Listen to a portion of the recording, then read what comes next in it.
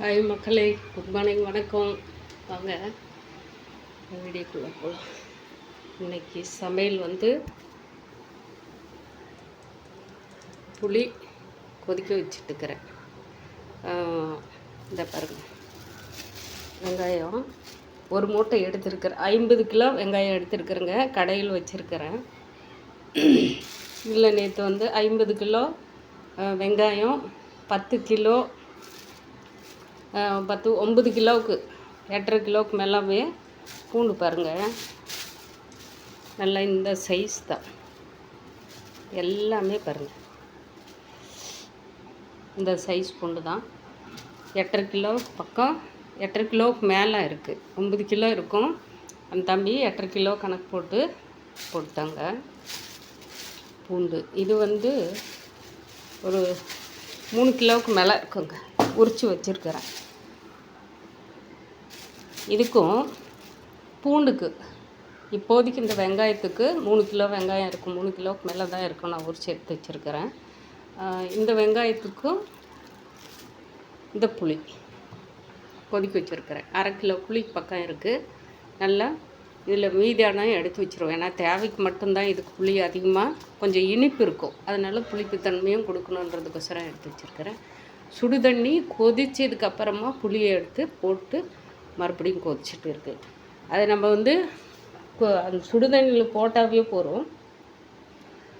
நான் சரி தண்ணி கொதிச்சுட்டு இந்த மறுபடியும் அடுப்பு ஆஃப் பண்ணோம் அப்படின்னு சொல்லிட்டு தான் போட்டு இருக்கேன். டிகாஷன் போட்டுங்க. ஐயனுக்கு ஒரு டம்ளர் வச்சு பாருங்கள் எவ்வளோ கம்மியாக இருக்குது, குடிச்சிருக்கிறாரு. சரி, இன்னும் அவர்கிட்ட பேச்சுவார்த்தை நடந்துட்டுருக்குது, நடக்கட்டும். பீன்ஸு, கேரட்டு, கருவேப்பிலை கட் பண்ணி வச்சுருக்கிறேன். இஞ்சியும் உள்ளே இருக்குது. வெங்காயம் 2 வெங்காயம், 2 தக்காளி கட் பண்ணி போட்டு கோதுமை உப்புமா தாங்க.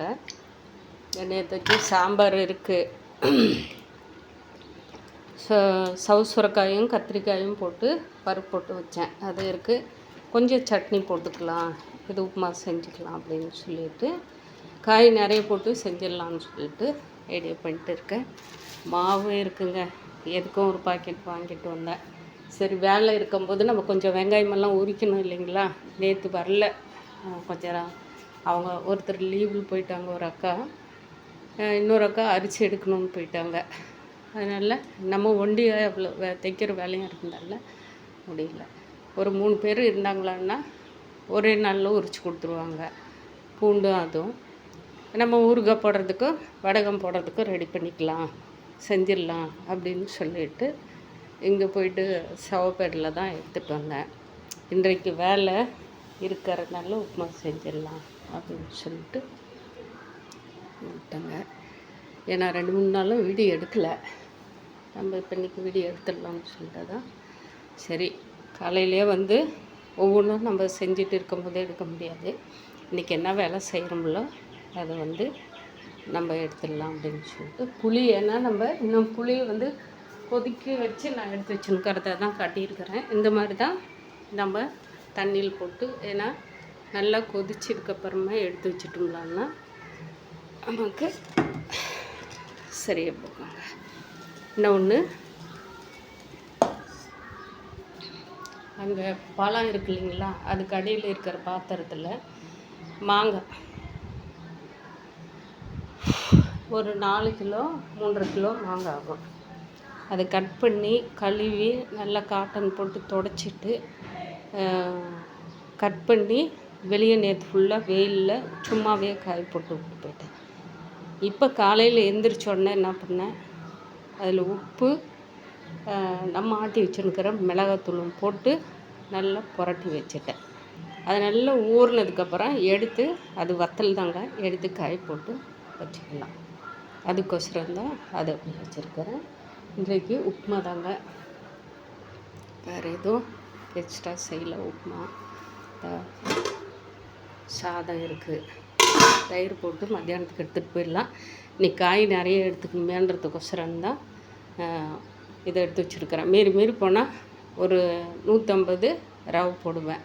கோதுமை ரவை தான், பெரிய ரவை தாங்க போட்டு செய்யலான்ட்டு இருக்கேன். இன்றைக்கி வெள்ளிக்கிழமை கொஞ்சம் நேரத்துலேயே வேலையெல்லாம் போய் தொடங்கலாம்னு சொல்லிட்டு கொஞ்சம் பண்ணிட்டுருக்கிறேன். அப்பப்போ டைம் கிடைக்கும்போது இந்த வெங்காயம் வந்து 3 கிலோ 100 ரூபான்னு சொல்லிட்டு அன்றைக்கி வாங்கிட்டு வந்தேன்.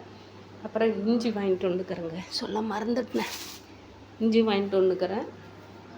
இஞ்சி கொஞ்சம் இது வந்து ஊறுகாய் போடுறது இல்லைங்க, நல்லா சீவிட்டு எல்லாம் பொடியாக நறுக்கி காய போட்டு பவுட்ரு பண்ணி வச்சுக்குவேன்.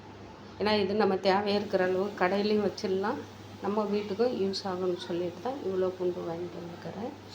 இன்றைக்கி வேலையெல்லாம் கொஞ்சம் இருக்குங்க.